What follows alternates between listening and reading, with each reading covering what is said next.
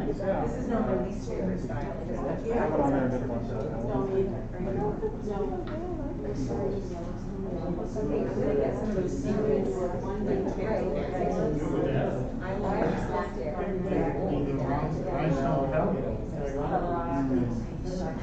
That's true. All right, are we online? Let's do better,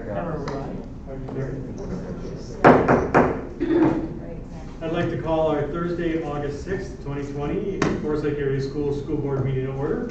Let's open with the Pledge of Allegiance. I pledge Allegiance to the flag of the United States of America and to the republic for which it stands, one nation, under God, indivisible, with liberty and justice for all. So welcome everybody, and anybody who's watching us online. We appreciate you watching. Member Clerk, could you please take a roll call? Member Corcoran, here. Member Corcoran is here. Member Ketto. Here. Member Ketto is here. Member Olson. Here. Member Olson is here. Member Rayfield. Here. Member Rayfield is here. Member Tyson. Here. Member Tyson is here. Member Peterson. Member Peterson is absent. Member Luthner is here. All right, thank you. We don't have any changes to the agenda, so do we have a motion to approve the agenda? So approved. Second? Any discussion? If no discussion, all in favor say aye. Aye. All opposed? All right, scheduled and unscheduled visitors, listing session? Our listening session tonight was unattended by anyone, so the board is rather easy tonight. All right, thank you. And we don't have, we did allow people to provide feedback that we would consider as input to the board, but we did not get any emails from that. And let's see, so then we've got student achievement, Lino Lakes. Woohoo. Woohoo! Yep. Okay. Hi, everybody. Glasses on. And could you do us a favor and just move the mic up? People have a particularly harder time hearing through the webcast. Thank you. Can you hear me through the mask? Perfect. Good evening, board and Superintendent Massey. Thank you for having me. I'm Scott Geary, the principal of Lino Lakes Elementary School down in Lino Lakes. And when Joy reached out a couple weeks ago to remind me that I was doing a presentation on student achievement, I was kind of taken aback, only because there hasn't been any recordable student achievement data coming out of the spring with our distance learning model that we ended with. Because I was all prepared to come and show you 3 years of reading growth and math growth at Lino Lakes, because we did the first 2 years, and I'm confident we did this year as well. So I decided I don't know what you've seen or heard about distance learning and how it played out in the elementary ranks, but I'm going to just show you how we did it at Lino Lakes this year, or in the spring. A new way of learning at Lino Lakes Elementary. Let the distance learning begin. Initially, when the announcement came down that we had to go to distance learning, one of the big hurdles we had was all of the students went home for spring break and all of their things were still at school, whether it's in their desks or in their lockers or on their tables, in cubbies and those sorts of things. So we needed to come up with a plan to get those materials to the students. So using some hourly employees, we went and we emptied lockers and desks and cubbies and tables, and anything that was identified as the students, we bagged them up and grouped them by their homeroom teachers in the commons area at our school and got them ready to go. Then we scheduled a day for them to come pick them up, and this is my assistant Han and one of my kindergarten teachers, Christina Brandt. Lots of signs made by staff, we miss you, we want you to do your best, those sorts of messages. And then we had tables set up for them to come and grab some materials.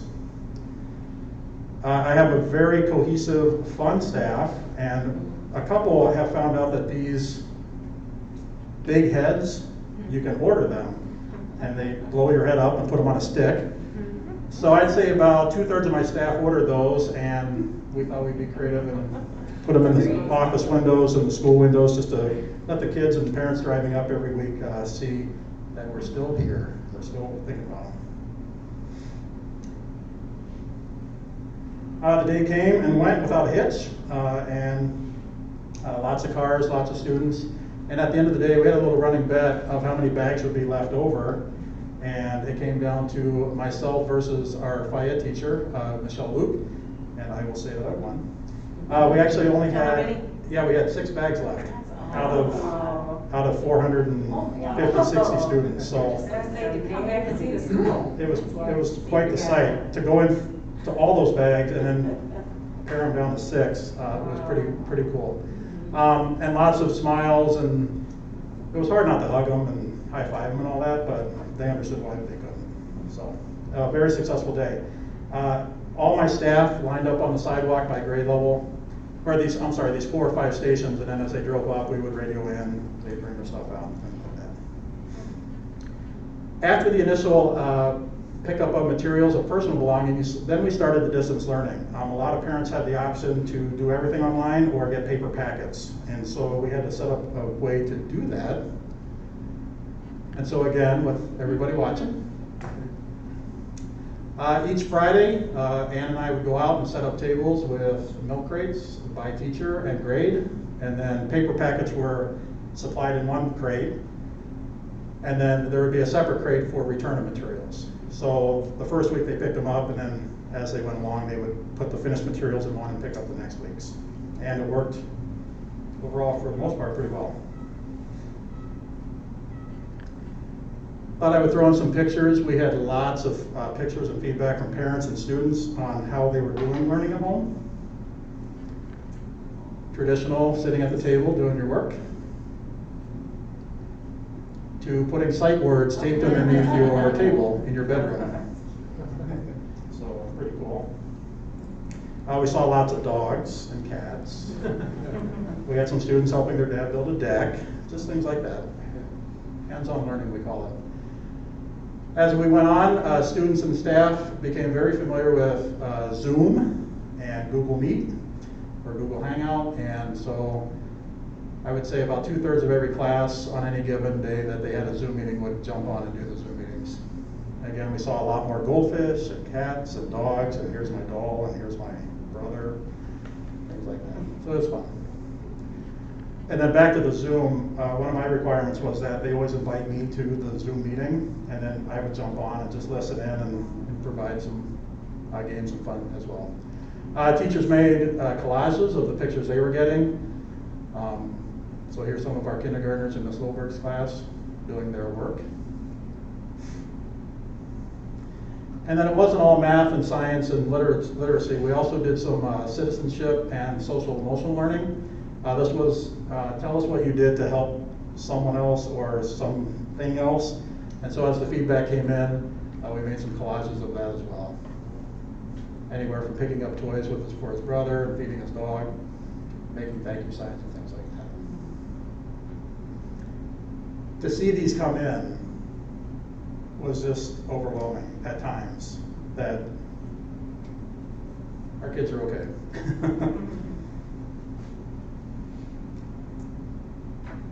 We even fed them breakfast and lunch. This is, why am I blanking on it? Look. Julie. Thank you. Yeah, Julie Knudsen.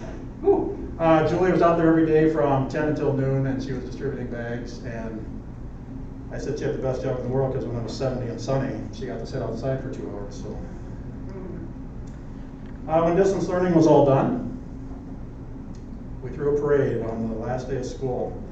And I wasn't able to get pictures. The night before the last day of school, the 6th grade had a special event of their own where they all came in masks, and it was just come and see your friends and see your teachers and have a good time.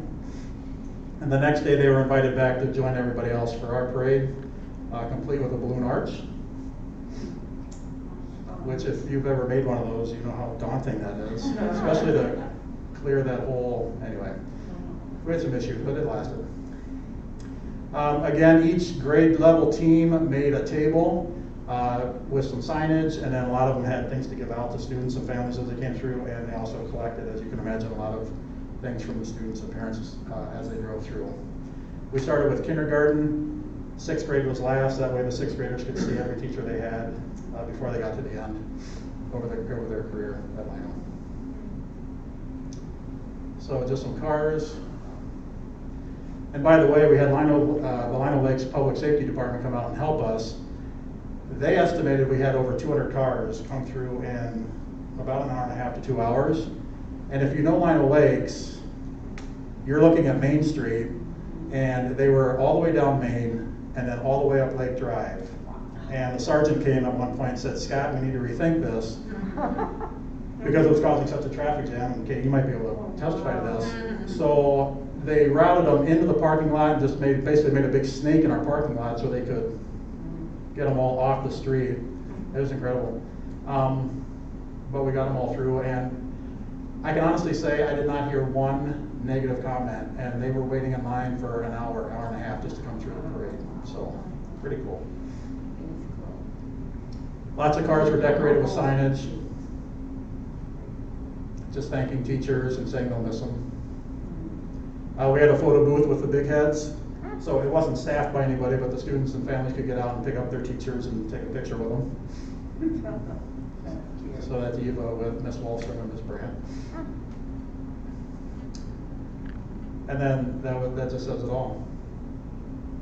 They thanked all of our staff. I get emails today. I mean, after our initial elementary email went out today, I'm getting emails just thanking for all the hard work we're doing and making sure their students stay safe and learning. So what will this year hold? Whether it's in person, hybrid, or distance learning, I will say probably all of our elementary schools can say our teachers rock. Sign was made by some students. And our custodial staff is nothing but incredible. Steve Jewell on the left just started a month ago at the most. And then his night guy, Mike, it's spotless and disinfected and cleaned and ready to go. I think it's ready to go, and every day comes, nope, we still have stuff we can find to do. So they're doing good. And whatever method of learning we go with, we will be ready. Not only at Lino, but everywhere. I just want to say thank you, and are there any questions about distance learning or elementary? Or Lino Lakes, or? Is that a new mask? I'm ordering these masks for my staff. That's awesome. I like that. Very nice. We were just talking, we need district ones. I just had a question, Scott. With your population out there, did you determine how many remote learners didn't have good access to Wi-Fi, or how many problems like that did you have? Good question. Our biggest hurdle was not access, but devices. So we handed out a little over 100 Chromebooks, but we didn't have anybody without internet or hotspots at all. Okay, but then you handed out 100 devices. About 100 devices, yeah. Was that all on your stock? Yeah, each grade level has a cart of 30. Okay. And so we just started with 6th grade and worked our way down, and I think we got down to 3rd grade cart before we had to stop giving them out. So you didn't have a shortage? No, we didn't have a shortage of Lino. Our PTO is pretty robust and has purchased a lot of Chromebooks over the years. That's great. It's good to hear. Yeah, Well, awesome. I loved your report. thanks. Yeah, I just wanted to comment how great that parade was. I mean, that just gave them that, just to celebrate, especially the 6th graders. Oh, yeah. I mean, not built to the teachers anymore, and that's a big deal, so.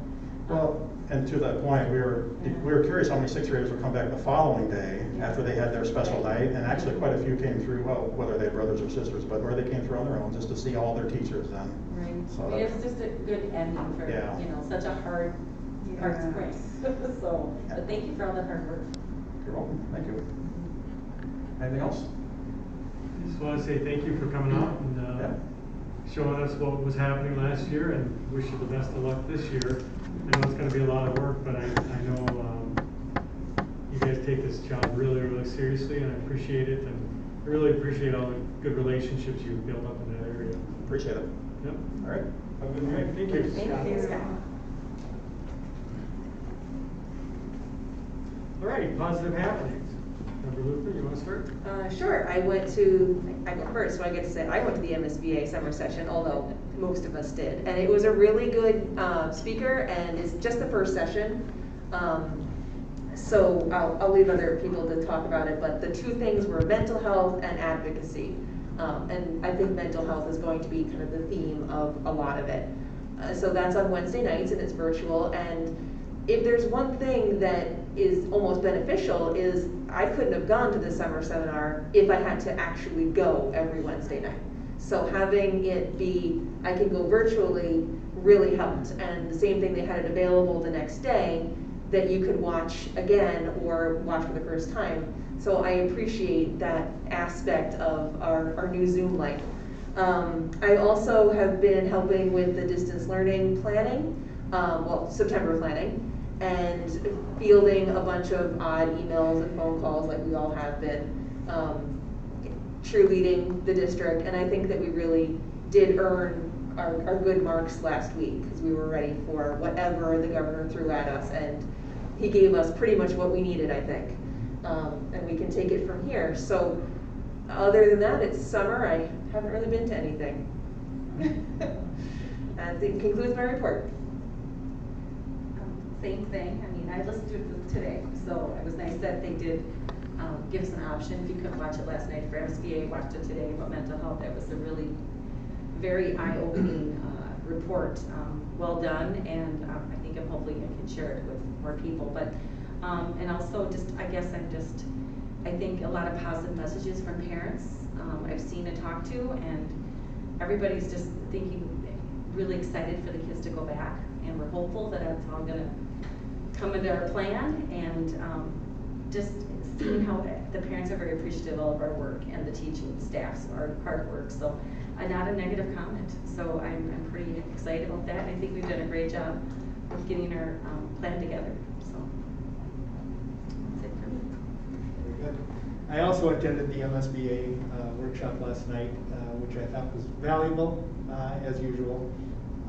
And I won't go into any more detail, except I'd add that along with the mental health issues, they also talked about legislative issues a little bit, and talked about 2 districts that have put together legislative committees that actually work on behalf of their district with legislators here in the state. And I'd just like to play off maybe what Member Corcoran said, that I had one comment that stood out of many from people in the district.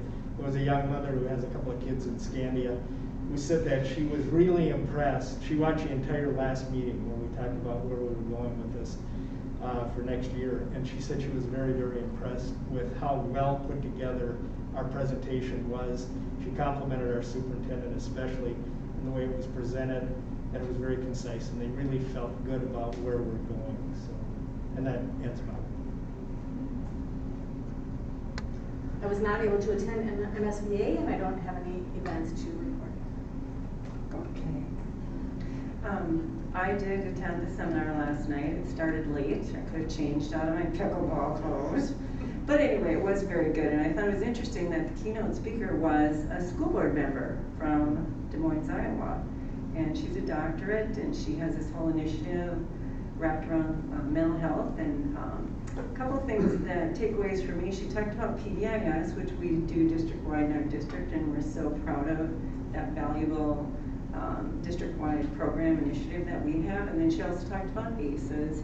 And one thing that stuck with me, she said, you know, with mental health initiatives, it can't just be one and done. It can't just be one training for staff and done. You need to always kind of have a comprehensive plan for mental health for your district. So I thought that was a good point.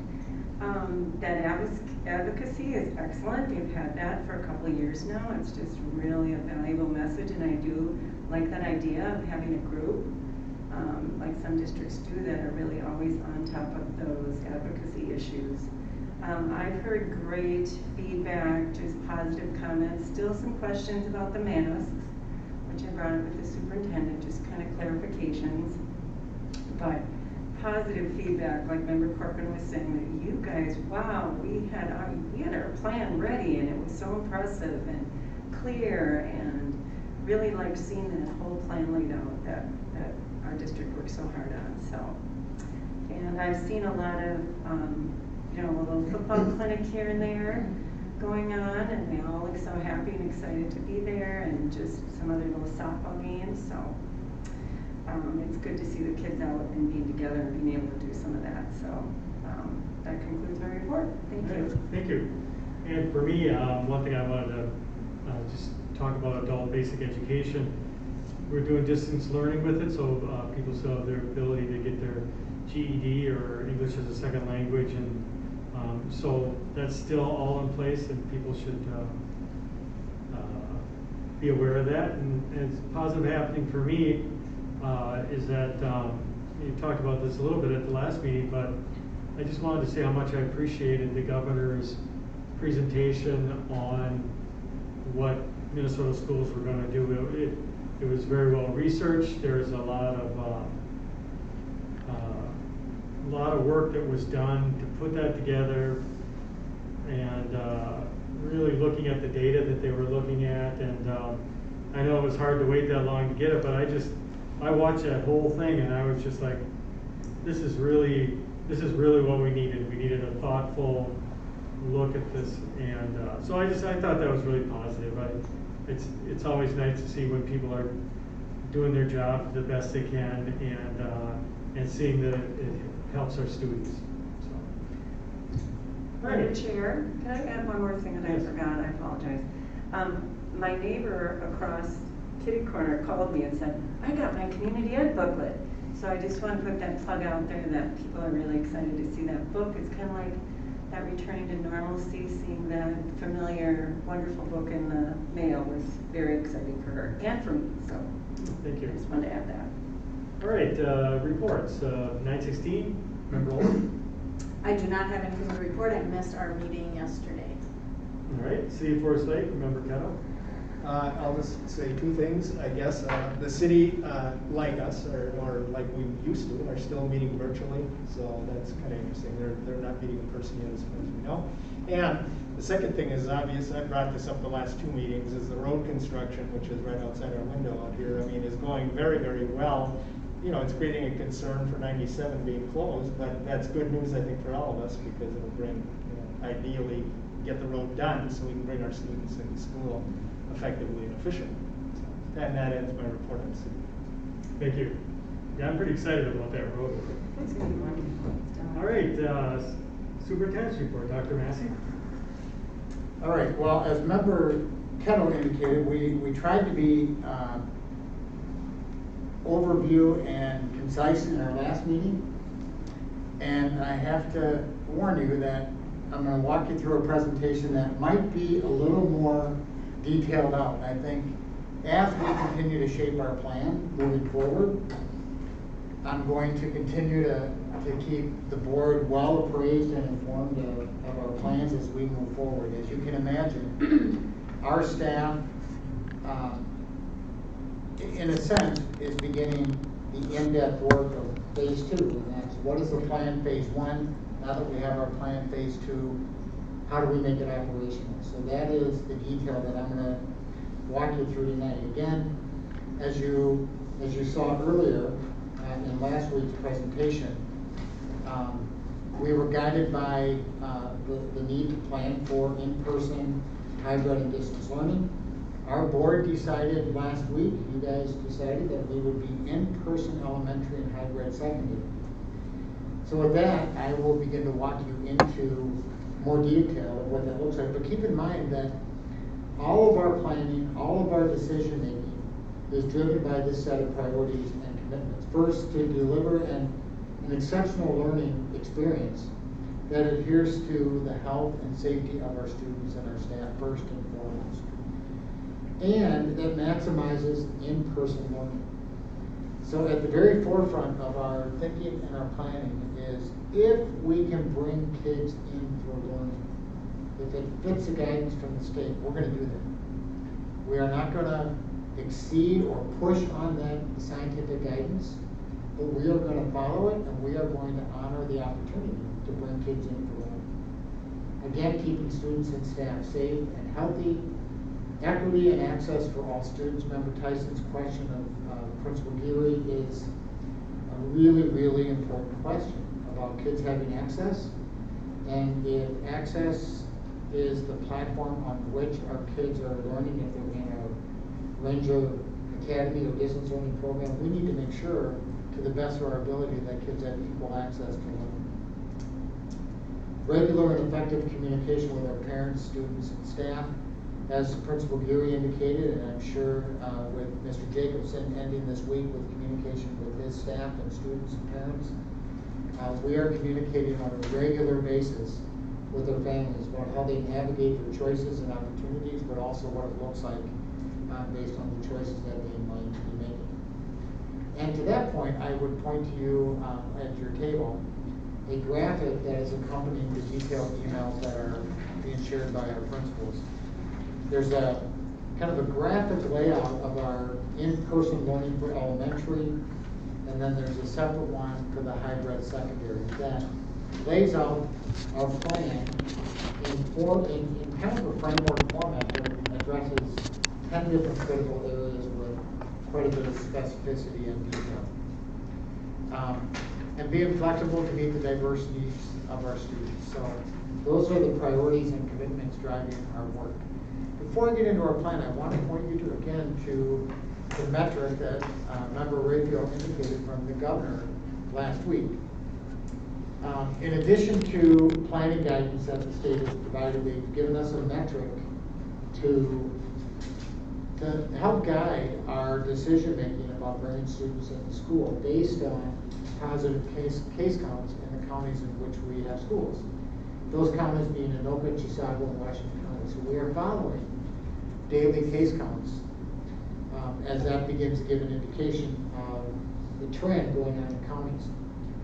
Specifically, it's a 14-day case count in Anoka, Chisago, and Washington County for us per 10,000 residents in the county. And that gives us a metric. And based on that metric, you can see that we are either in person for everyone or hybrid, combined hybrid or elementary, or all hybrid or all distance learning. I'm giving you an update on the latest case count. That's actually, should say 725. So we've got our latest 2-week run that came out today. So the 2-week run from 725 is for Anoka County 17.34. Last 2-week case count was 15.4 based on that metric. Chisago is our lowest county at 8.41, but again, you can see the uptick there. Washington County at 15.63, a slight uptick from the previous 2-week count. If you look at the metric above and those parameters, you can see that we're still in that 10 to 19 range. I'm going to pause and just make this comment relative to the idea that our priority is to get kids into learning when and where possible. And you can see the metric says at elementary, we can bring kids in because this metric, and based on the scientific information driving this metric, that it is safe to bring kids in to our schools and following the guidance provided by the state, which of course we're doing. So given the fact that this metric says you can bring kids in, we are planning, as we decided, as the board decided last week, to do so. It's important to understand that the 2-week case count from the last 2 weeks to this 2 weeks, and even previously, there's a trend upwards in positive case counts. There's still a month to go before the start of the school year. We are keeping our fingers crossed that this steadies out, levels off, if not even decline. So it is our hope that our communities are following all the scientific guidance to keep mitigation and spread as low as possible. Social distancing, staying away from large gatherings, wearing face masks, washing hands, staying home when they're sick, all those important guidance so that we can bring kids back to school and we can keep schools open. If we kick into the next parameter, which would be hybrid for all students, that would be a change from where we're at today. We're monitoring that. We'd be prepared to make that switch if we need to. Again, we're hoping that we're going to stay in that range where we can stay in person at the elementary. We'll say more about that, and you may have questions when we get to those as well. So in-person learning E6, and including students in early childhood with a full distance learning option available for all students who prefer or need this model. I'll say more about that in just a minute. The in-person E6 program for students and accounting for student safety. At this time, as I indicated, we're able to bring students fully back into the classroom at the elementary level because of our level of spread within our communities, based on those county case counts. With less of the disease spreading in our community, it is less likely that a student or teacher will be exposed to it in our schools, based on the scientific data that we're adhering to and following. Students will have access in the elementary level to the same classroom-based academic experience and services that we would offer in a normal school year, including specialists like music, media, innovation, and of course physical education, movement, and recess. That's been a popular question. Are kids going to be able to go out for recess? Absolutely. In fact, that would be a great opportunity to take the masks off and practice the best physical distancing as we can and all those safety precautions, but kids need to move. Teachers will increase their use and continue to increase their use of technology. In grades K2, we're adopting a platform called Seesaw, and all of our educators have been in training and will be jumping into a 3-day, Dr. Georgie, 3-day training next week on Seesaw in Google Classroom in order to make it easier for students to stay connected to their learning when and if we need to move to a hybrid or, unfortunately, perhaps even a distance learning, if that becomes the case. So we're going to establish these platforms for kids and families early, and we also know that we need to provide in-service training orientation to families on what these platforms look like so families can support their kids as well. Again, I warned you, I was giving you a lot of detail. Increased physical distancing in our elementary model of all kids coming in. We will achieve a 6-foot physical distancing when feasible and when possible, but it's not all going to be possible, and the guidance allows it for in-person learning. We will spread out desks in classrooms. We'll create new procedures for limiting contact between students while moving through the hallways, getting off the buses, attending the restroom. Lunches will be in classrooms or the cafeterias. We can have some classrooms in the cafeteria appropriately distanced, and so on. We're becoming more and more familiar with the mask requirement for all students, and we also know that kids need a mask break, and we are going to definitely accommodate that in a physically distant and safe manner for all students every day.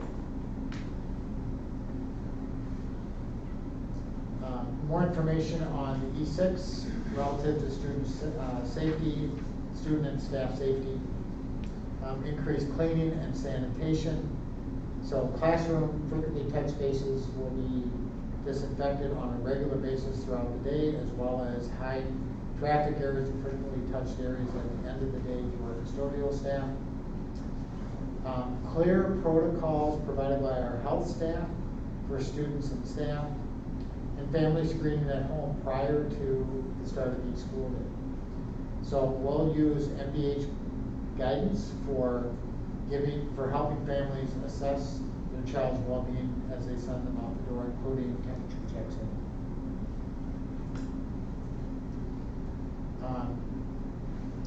I certainly can take questions along the way, so if they are relevant to the slides, certainly interrupt. School building procedures, a little bit this is repetitive, but excess furniture in classrooms are being removed so that we can accommodate more desks in classrooms in a physically distant manner. Sneeze shields around building office assistants, nightly disinfecting as we talked about. Buses sprayed with disinfectant spray after each route, morning and afternoon, with windows left open for aerating buses. And of course, MBH and CDC guidance if positive COVID cases are identified in terms of contact tracing, following up with students who might be exposed, what that means for quarantining individuals or groups of kids or classrooms if that becomes necessary.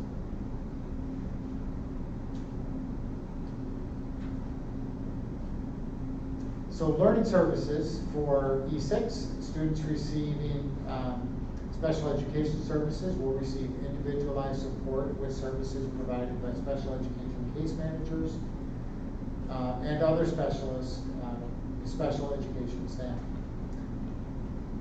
Each student's IEP will be evaluated by their case manager and their learning team. There may be cases where we need to make accommodations relative to their learning, and we'll stand ready to make those modifications. And the same for students with receiving English language services. So those are, of course, a full suite of services related to special education and English language for kids. And transportation, regular transportation provided. We're going to be inviting parents to drive their kids to school and frankly encourage that if families are concerned about riding the bus. And then the number of students riding the bus will be reduced by those attending Ranger Academy. So we think our ridership is going to be reduced by those in distance learning or the Ranger Academy and those driving.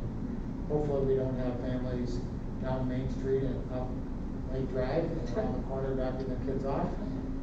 But we'll be accommodating the best we can, easy drop off at all of our schools.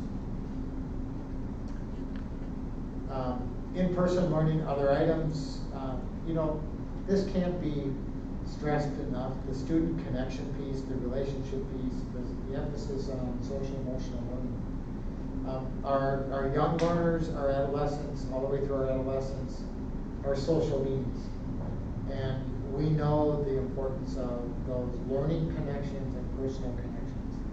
And we're thrilled at this time to be able to bring kids in so that we can strengthen, build those relationships, establish the critical learning avenues that we need with kids based on those connections and relationships. School supply lists are on websites, school websites. We're encouraging families to get their school supplies. We will not be sharing school supplies. We won't have classroom supplies that are shared by kids. We're going to be doing early assessments with kids so we get a sense of where their learning losses may be from last spring or their current learning needs are. And in the event that we need to go to hybrid or distance learning at some point, we're going to capitalize on those early learning days with kids in schools. And that includes some early assessment. Visitors, we can't forget we're in a pandemic. So some of these seem a bit dramatic, but we're going to be limiting if not restricting visitors and volunteers, including parents, coming in and out of school. The fewer folks we have in and out of our schools, less traffic, the less exposure to our kids and staff. Child care, regular at the elementary level, Sac and Sonic, full daycare on non-school days at Wyoming, Forsyth Elementary, and Mountain Lake. So no change there while we're fully open. I mentioned recess before. Grading, we're following our typical grading as if we are not in pre-COVID and we're not in a pandemic. If we shift to hybrid, same grading. If we shift to distance, same grading. The Ranger Academy distance learning, I want to emphasize the first bullet here. Ranger Academy will be dramatically different from distance learning experience in the spring, and I want that to echo throughout our community. I want that to be very evident to our families as they make their choices. I'm just completely convinced that either coming to school or the Ranger Academy meets the needs of all of our families. I would stress that there's no need to go to an online program. Go to our Ranger Academy. It'll be our teachers, it's our curriculum, it's our alignment to state standards. When we are out of this pandemic and kids are back in schools, we'll have that continuity of learning. So stay with us. You don't need to go to an online program. And if you're thinking that, for families, if you're thinking that homeschooling might be a better option, why don't you let us be your child's teacher? They're going to be home anyway. You can support that learning the best you can a Ranger Academy is going to be far different than the distance learning experience, that emergency learning experience that we had in the spring. Students in kindergarten through 6th grade who choose distance learning or the Ranger Academy will be enrolled in the Ranger Academy and will be assigned to an experienced and licensed teacher and a class of students who are learning remote. We'll be using, as I shared before, the school's technology and resources, but we'll also provide paper copies of materials when needed. Students will be expected to have daily interaction and instruction with their teacher during regular school hours. It is a requirement by the state to have ongoing and regular digital interaction and contact with kids. So families that struggle with connectivity or devices, we need to help find solutions. And we'll be doing that to the best of our ability. And if need be, we'll be having phone conversations with the kids and maybe their parents if they need that support as well. Steve, I have one question. Yes. Is it live interaction, or can a child view the hunt at any time that fits into their parent's schedule? Yeah, we need to have synchronous learning at some point during every day. Okay. And there may be some asynchronous learning, like there is in a regular school that kids Right. go home and they practice and they do their work. There may be some of that as well. Okay. But we're expecting during school time, interaction, connection with our licensed, experienced, highly skilled teachers. I mentioned before Seesaw grades K2, Google Classroom. We'll be using Google Meet for virtual class or student-teacher interaction. Typical Ranger Academy day. Daily interaction. Attendance will be recorded based on daily interactive contact between student and teacher, and participation in virtual group learning and or turning in completed work. And grading will stay the same. Choosing Ranger Academy, families who choose Ranger Academy will be asked to make that choice for the school year. The idea here is we can't have kids moving in and out because we lose continuity of learning. However, we know that what makes great sense today may not play out the way we think it will. And if things become dire that a family switch to a different mode, we're going to certainly work with those families. But we don't want to set it up that try this for a while, if you don't like it, come over here, and if that doesn't work, try this again. We really need parents to think through what's going to be best for their kids and their families. We'll help them with that choice and that conversation.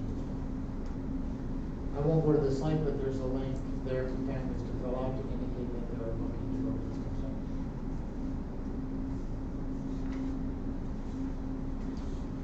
I have a question before we move on. I wasn't sure if there's one. For Ranger Academy K6, do we have a ballpark of how many kids that might be? We don't yet, but we think based on the spring survey, it was 10 to 12% of our families. That could be upwards to 600. Right now we're at maybe 250, maybe close to 300 through this survey. And we'll be prepared to meet their needs through the Ranger Academy. And would they be batched by classes like normal? So if you were normally going to Scandia and there's 6 kids that are choosing Ranger Academy from Scandia, will they stay together? No, so the concept, and again, we'll see how the numbers play out. The concept is, once a family chooses Ranger Academy, they will then shift to this virtual Ranger Academy. They'll be matched with grade level cohorts of kids and teachers, who most likely are teachers who, for some medical reason or health concern, can't be in the classroom. So we're trying to pair those teachers with those students in the Ranger Academy. And how many kids would be in a virtual school year level per teacher? We're going to do our best to match that with a typical classroom for in-classroom learning. You know, I mentioned this a little bit ago. We're monitoring the state data, and is it possible that we could move to a hybrid learning scenario for elementary? And the answer is, of course, it's possible. I've been asked, you know, the trend is up, why don't we just go there? We don't just go there because if we can get our kids in learning, we should do that. If the data supports it, and it's based on scientific health data from MDH and others, it's safe to do that, and we should be doing that. We're prepared to switch if we need to, but at this point, all in-person learning or a distance learning option at the elementary is permitted by the state. The numbers still support that. We'll monitor that as we work our way through the summer. Shifting to grades 7 through 12, we are in a hybrid model, grades 7 through 12, based on that metric from MDH and MDE. It'll be an alternating in-school and out-of-school learning days on an A-B schedule or a maroon gold day schedule. And there will be a full distance learning option available for students who prefer or need that model of learning. And again, they'll be filling out the same survey that I showed you before. In-person full class schedule with direct instruction learning with classroom teachers. We have Principal Jacobson here if there are questions with how this might play out at the middle school. And I know JP well enough, he'd be happy to come up and talk us through that if you have those questions. A full class schedule, so students, every 7th grader or 8th grader, or 9th through 12th grader for that matter, will have a full school schedule for the hybrid model. Also, if a student needs to quarantine for COVID-related exposure or positive test, they would stay with the same class schedule and the same teacher. And if a student chooses Ranger Academy, they're staying with the same schedule and the same teachers as well. So the learning management system, Canvas, is the platform on which teachers will build their classes, their lectures, or kids will access through Canvas lecture, classroom activities, discussions, synchronously in real time in the classroom, even if they're at home. So that will be the Ranger Academy program, and all kids 7 through 12 will have a regular 7-period day schedule or 5-period day schedule in the high school.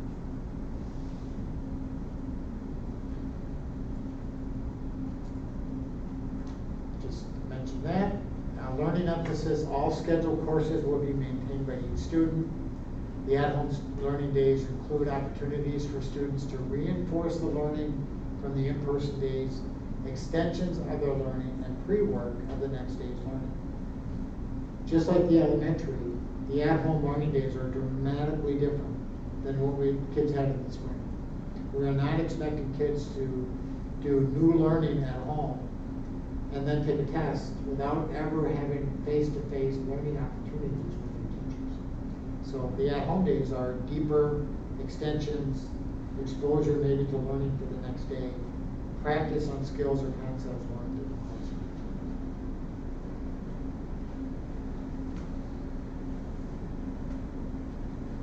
Pretty much talked that through. That's the companion learning program, the Ranger Academy program. Learning services, these are very much the same as I shared on the elementary level, with the one exception that in the hybrid model, if the student on an IEP needs to come in every day or more frequently than every other day, we'll make that determination based on the IEP. Same with the student receiving English language services. If that student needs more direct contact with their support team or their teachers, we can make that decision and assign a more frequent schedule for that particular student.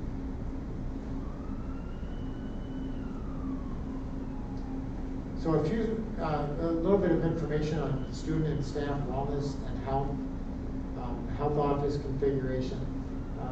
Let me emphasize that we have poured over information and guidance, and guidelines in ways in which we can provide for staff and student safety. And we are taking every measure we possibly can to provide that security and safety for our students and staff. Implementing health protocols, students who stay home if they're sick, establishing a process to implement proper safeguards to handle suspected COVID cases We'll be well-tuned in each of our schools.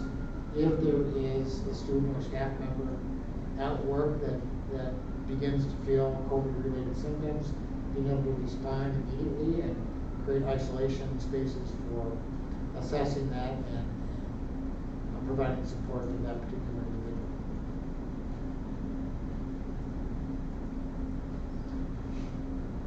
I think we've all become very accustomed to these personal protective measures, wearing a mask, optimizing physical distancing, hand sanitation, cleaning solutions for desks, personal screening at home. Again, I can't emphasize that enough. Our hope and expectation that families are really engaged with their kids as they're walking out the door around their particular well-being and health. We know that that might be a challenge for some families, and we'll be providing as much support as possible. This can't be understated either. The notion that we are fully exchanging air in every typical classroom 3 times every hour. That is significant given the aerosol effect of COVID-19. And restricting sharing of supplies and limiting the number of materials and things in the classroom that are extras perhaps, or that don't need to be there. Similar protections for staff.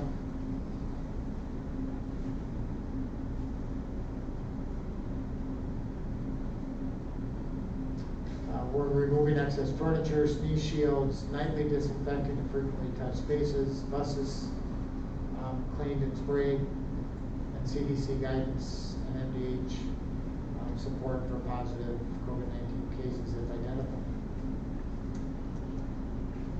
Again, many other pieces related to our 712 hybrid program that parallel and match our elementary piece.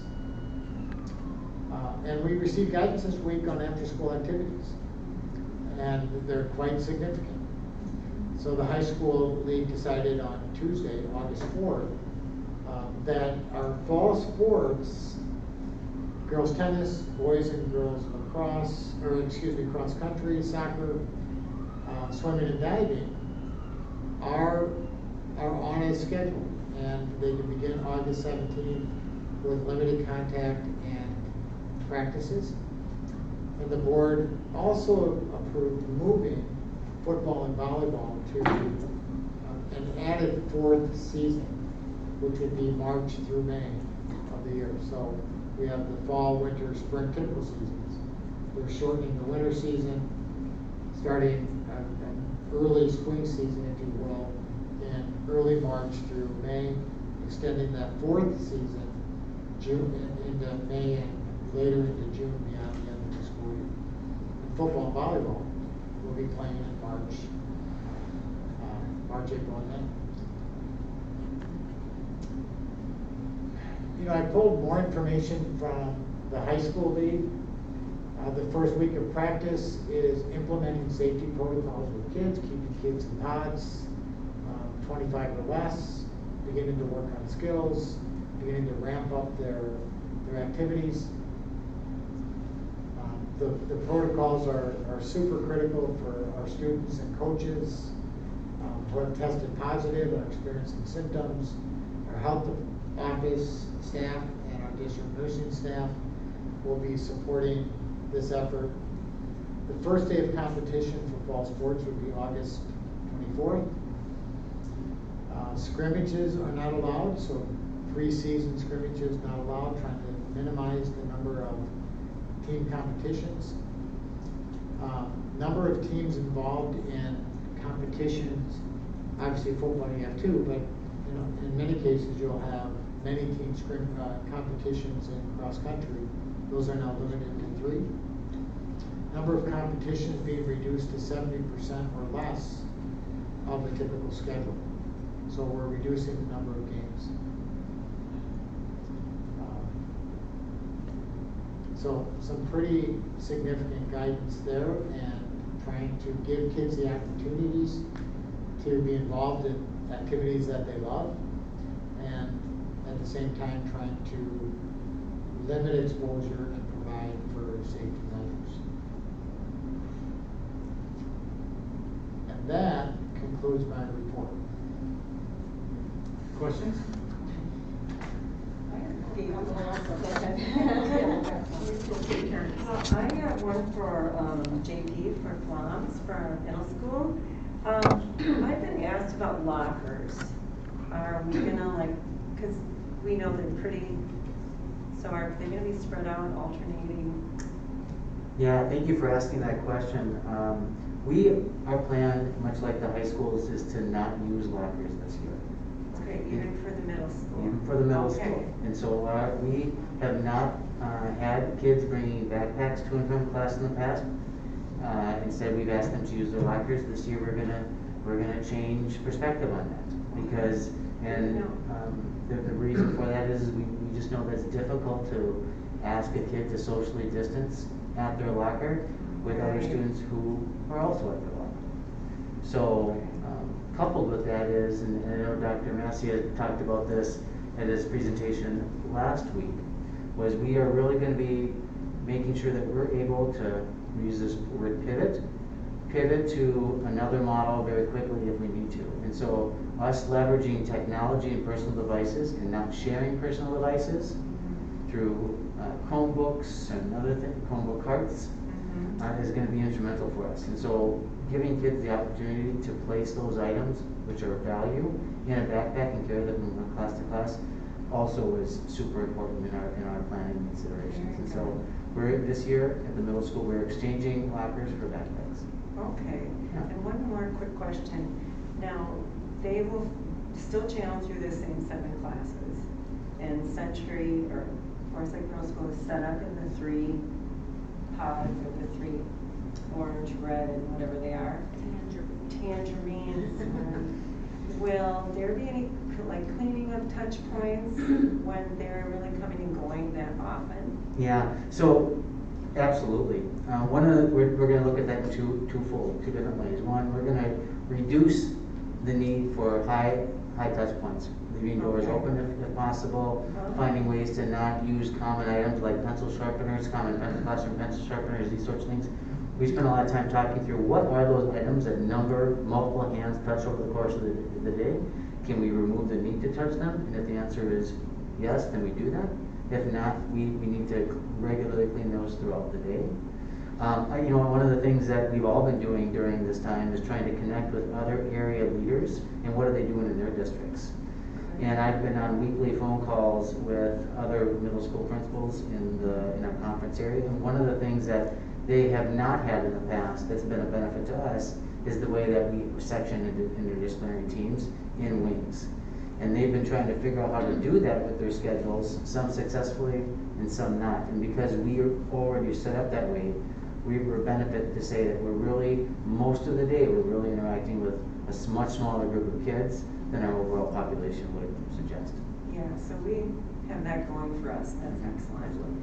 And that's all I had to ask. I mean, I just had another question of, I remember my daughters in the junior high days, they would say, Mom, I hardly ever get time to wash my hands. So I'm sure we're gonna make time to do that very often, or let kids just go if they feel they need to wash their hands. Are we relying on sanitizer, a combination of both? Combination of both. So putting hand sanitizer in each classroom, so it's available, provided by the district for them to do that.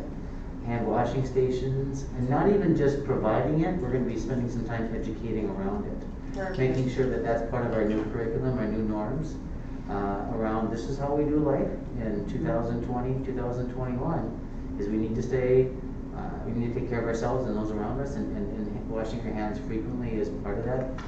In a lot of our classrooms, we've got, particularly in our science, we've got places where kids can do that. We just want to make sure that the products are there for them to do that and do that safely. One of the things that we've been talking to parents about is we can provide those things, and we really do prefer to provide them as a district, because so we know what are the ingredients in those products, so that we don't put people in unnecessary harm's way by having something coming in from the outside through a donation that might not meet the strict protocols that we have through buildings and grounds in our department. And you know, I think that all sounds excellent. We've already been thinking things well out. And I think it's just the nature of middle school that they've got blinders on and they gotta get to the next thing, you know, it's nobody's, no fault of anybody, just taking that time to make sure those opportunities are there, and it sounds like it is. Yeah. Excellent. Thank you. 2 questions. Is the hand sanitizer touchless? You know, I don't know if it's either gonna be a pump or it's gonna be touchless. We currently have touchless in our building, I just don't know, I can't speak for Bill Schwartz and Buildings and Grounds to see what product that they're purchasing. And The current model is, everything that we have right now is touchless. Okay. Can you remind me with the hybrid, is anybody going to school on Friday? Yes, so kids will be coming to school every other day. And so Okay, for. Monday, Wednesday, Friday, or Yep, Tuesday, Monday, Thursday? Wednesday, Friday this week, and then Tuesday, Thursday the next week if we Got had it. 2 5-day weeks Okay, consecutively. perfect. Yep. I just have a question regarding lunch, the meals. I mean, that's always kind of been the tricky thing, because that's such a social time for kids to get together, their friends, and to camaraderie. And I know I'm sure you discussed it. What is the plan for lunch? Yeah, so we are that is one of the things that we've got plans, and then we've got planning, right? Right. And that is one of the things that we are in the process of planning. We know that kids are social beings, and they need to interact with it and with their friends. And part of that is being able just to unplug from what we're currently doing, whether it's advisory curriculum, math, science, social studies, English. We're going to make sure that we can do that. The location of where that is part of what we're trying to do, that because ultimately we want to make sure that kids get that opportunity to lunch with just being a kid and not having to focus on homework at that time, but also how do we do that safely? And again, that's one of the things that I've been talking with other area principals, and how are you doing to pull that off? That hopefully we can come back to this group and to our community here soon and say, here's how we're going to do it for us. Because you're gonna have less students too, I know that Yes. at the time. Yep. So as far as distancing the tables and trying to do things like that. Yeah, thank you for helping me out with that in report card. We as a building have had relatively small lunches in the past. Maybe for a school, 200 kids in a lunch, maybe just over that. Now, because we'll have half the kids in the building at a given time, it'll be at least half that. But again, we're trying to figure out, we got large spaces. It's one of the benefits of being in a district where we've got a newer middle school. The cafeteria is spread out and wide, and we've got other spaces nearby that we can leverage if need be. But again, we're trying to figure that out and do it the right way. Well, thank you.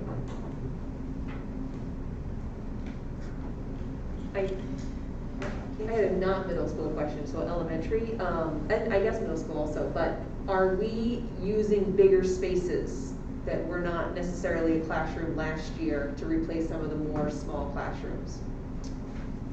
Our plan at this point would be to use our classrooms, because we have the same number of kids coming, we're gonna need to use those spaces.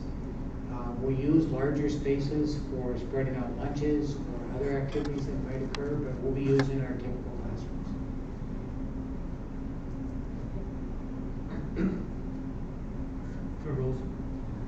Steve, I just want to thank you for another well thought out presentation. This alone is a wealth of information that I think parents will find incredibly helpful.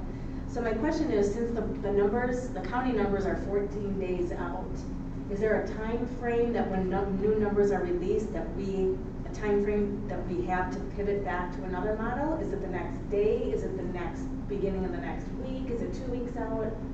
Yeah, we spent a lot of time talking that through, and I think everybody, the state included, understand that it's not healthy for systems or families for sure, to get a call on a Thursday night that this is your last day coming on Friday, and tomorrow, and by Monday we're on a different model. Yeah. We need to provide time for families. At the same time, we need our families to be thinking about what might it look like if we do need to move to hybrid. That's why we keep talking about it. But we expect and plan and hope that we'll have time to make that transition, to give families time to make arrangements that they might need to have in place. So we get the data. It's a 2-week posting. We'll be working internally as well as with the regional health centers that we're being assigned to and MDH to make that determination on what might that number be for Forest Lake. And does it mean we wait for another 2 weeks? Or do we make a call now. Let's just talk that through for a minute. So let's say that, we talked briefly about this last week, but if one of our counties, let's take Chisago, it's our lowest, but let's say it becomes our highest. Let's say there's a spike in Chisago County. Does that mean, we have one school in Chisago County. Does that mean that if we get a spike at the end of a 2-week period that we're changing our entire district by Monday? I don't think anybody would expect that. So we might argue that that might be an anomaly. Let's wait 2 weeks. Let's monitor our school in Wyoming. Let's put safeguards in place. Let's buy ourselves time. If we have a spike in Anoka County, that might be a whole different region of the vast county that is Anoka.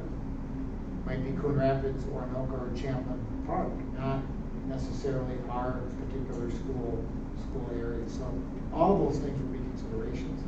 This is a long answer to say we're going to buy as much time as we can to make sure the data is stable, and if we need to pivot, we're pivoting because the data is stable. We need to be in that new model for the time being, not just for a short period of time. Am I also right that that's a 14-day average? And so changes are gonna move slowly through that larger queue, right? If you have a big peak that's moving its way through that 14-day average, numbers coming down might be slow to really be reflected on the outside because you might have lower numbers dumping out the other end. And so, yeah, so nothing's gonna happen quick. And if there's an increase in a county, it may not be like this. Right. And sustaining that or plateauing at a high level, it might be a temporary spike. Right. The next 2 weeks, we're back in a lower range. We'll be glad that we didn't pick out. Tyson? I'll ask the superintendent, I was maybe looking for the director of special ed, but what are we doing with our STEP program? And then do we have any idea of how many special ed students would prefer distance learning? You know, we don't have all that data in yet. We know there are some concerns for students with significant medical needs. We're reaching out to them. We've been reaching out to them for the last month to begin to have conversation and make arrangements. We're not waiting for them to contact us. Our STEP program is open on the hybrid model. We'll assess the medical needs of the kids and so on, but we're planning to run that model like our secondary programs. Thank you. That's a good question. Yeah. I may have missed this, but I want to ask for a clarification on the Ranger Academy.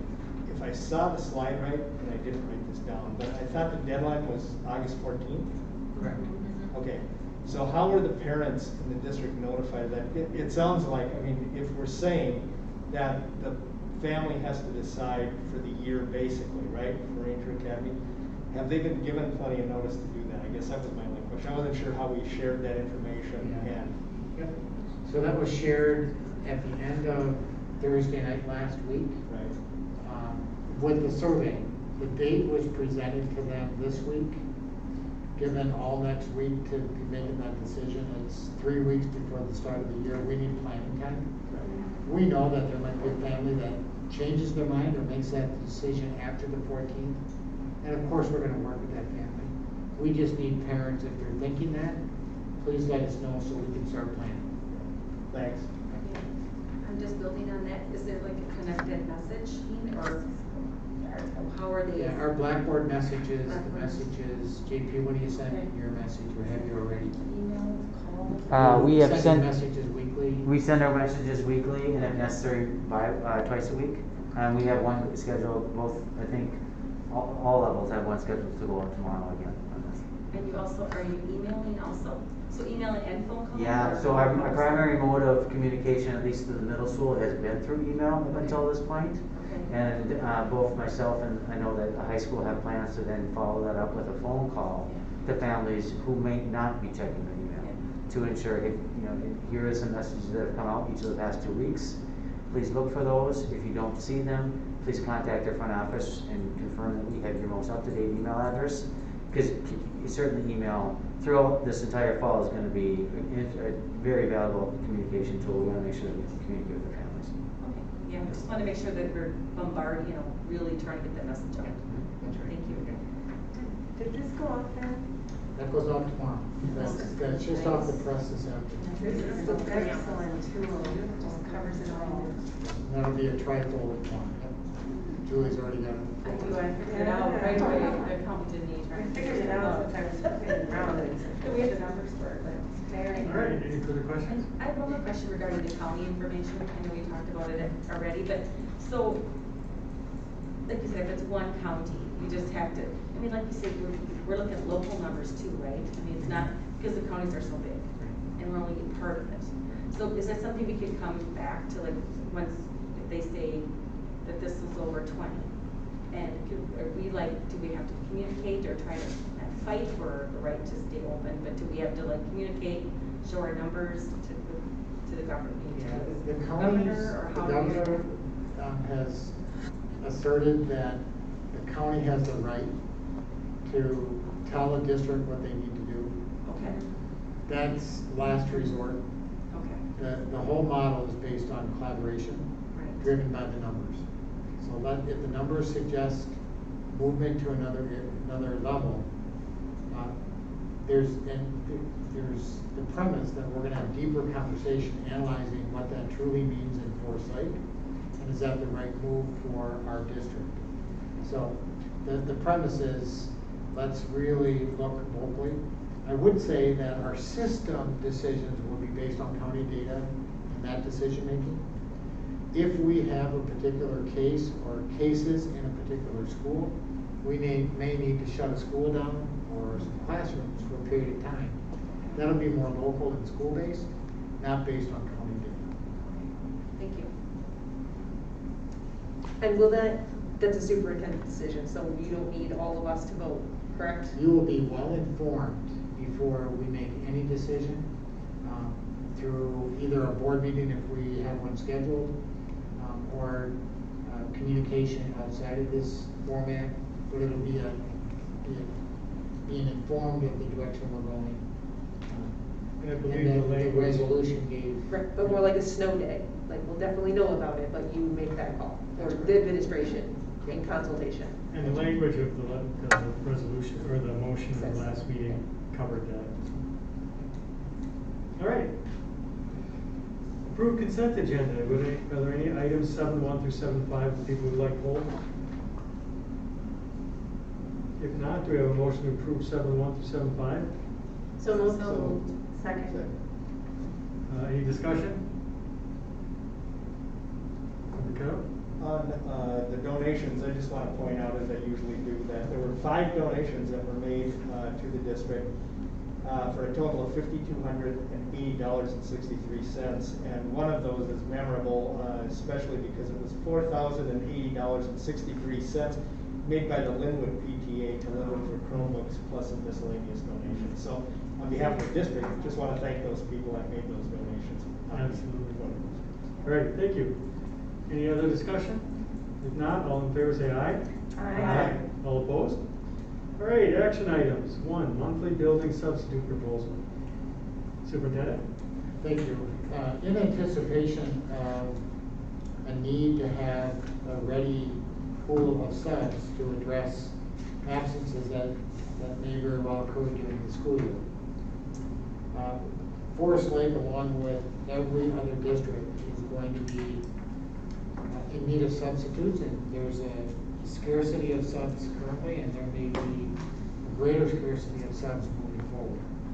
So this particular proposal is asking for your approval to create for this year the option and opportunity to create a pool of subs at a higher rate of pay than our current sub rate. We would ask folks in this pool to make a commitment for a month-long assignment in a particular elementary school.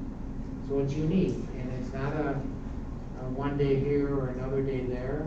We're asking for a commitment from our subs, and honoring that commitment, it would also earn them a higher rate. We're suggesting a rate of $180 per day. The current sub rate is $130. So it's a significant contribution and benefit if they were to jump into that pool and provide that service for us. And we think that if we can get ahead of the game to a degree and bring people into this pool, we'll have subs available, have greater availability of subs should we need them. These subs would be available to move into one classroom one day, perhaps support another classroom another day, and just be available to support needs in the school. So with that, administration recommends approval. All right, do we have a motion to approve 8-1? So moved. Second. Discussion? Two questions actually. Is this the only sub for the building, or would there still be a sub pool if they need more than one on a particular day? Absolutely. So we would be accessing our daily sub pool should we need more. Okay. And then the second, does this also count for para-level subs? No, this would be our classroom teacher sub pool. Okay. So are we doing anything to limit the paras or other classroom help that is on the sub roster already to make sure they have the same stay within a building or two range? Yeah, we've had some preliminary conversation there. We're waiting for additional data on which paras or other groups may not be able to work due to health and other reasons, and we'll make that determination as we analyze that data. Member Kettle? I think everybody knows this, but I have been a sub for a number of years with Teachers on Call, and so I just want to add 2 points, and that's number one, I think the wage is very competitive from everything that I know, and so that's very good for the district. Number one. Number two, they used this model a year ago at 916 where I tend to do a lot of my subbing, and it worked very, very well where they actually had a person assigned to a school and then rotated the person into different classrooms as needed. And as far as I know, I saw nothing negative about it. I mean, it worked very well. So, Thank you. Thank you. So I just want to add as well that I think this adds consistency for the students in the building, to see a familiar face, and I'm a sub of Teachers on Call, and same thing, that model worked really well, so I'm glad to see that we're going to do this. And I also think that the competitive wage is going to get us that quality person that will commit to that consistency that we need, so thank you for bringing this forward. Any further discussion? If not, Member Clerk, please take a roll call. Member Kettle? aye. Member Kettle votes aye. Member Olson? Aye. Member Olson votes aye. Member Rayfield?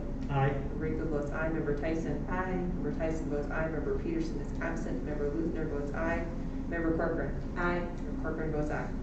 Thank you. 8-2, 2020-2021 school calendar adjustment. Superintendent? Thank you. Given the unique nature of the school year, we're looking for a calendar adjustment, a slight calendar adjustment. Essentially, you're aware that our 7th graders attend the first day of school, 8th graders start the second day and beyond. And at the high school, our 9th graders start on the first day, and 10th through 12th graders start on the second day and beyond. And the reason for that is to provide an orientation opportunity for 7th graders at the middle school and 9th graders at the high school. But given the hybrid model at the secondary, you can just see the logistical challenges if we need all 7th graders, but they're scheduled to come every other day. The orientation model through Webb at the middle school and Link at the high school just doesn't work with that delayed start. So we're asking for a calendar adjustment that would reflect the first day of school this year being September 8th for all students. With that, administration recommends approval. All right, do you have a motion to approve 8-2? So moved. Second. All right. Any discussion? Just a great idea. I hope we get the word out quickly. Yeah, our students might be scrambling a little bit. But I think that's excellent. It just proves that through this pandemic, we just have to keep flexing, and that it's just the nature of this being very fluid, so. All right. Any further discussion? Not, Member Clerk, please take a roll call. Member Olson? Aye. Member Olson votes aye. Member Rayfield? Aye. Member Rayfield votes aye. Member Tyson? Aye. Member Tyson votes aye. Member Peterson is absent. Member Luther votes aye. Member Corcoran? Aye. Member Corcoran votes aye. Member Kettle? Aye. Member Kettle votes aye. All right, thank you. All right, review upcoming calendar dates. First day of school, September 8th. It's coming up quick. It is. Wow, very All right, do you have a motion to adjourn? So moved. Second. Any discussion? If not, all in favor say aye. Aye. All opposed? All right, thanks everyone.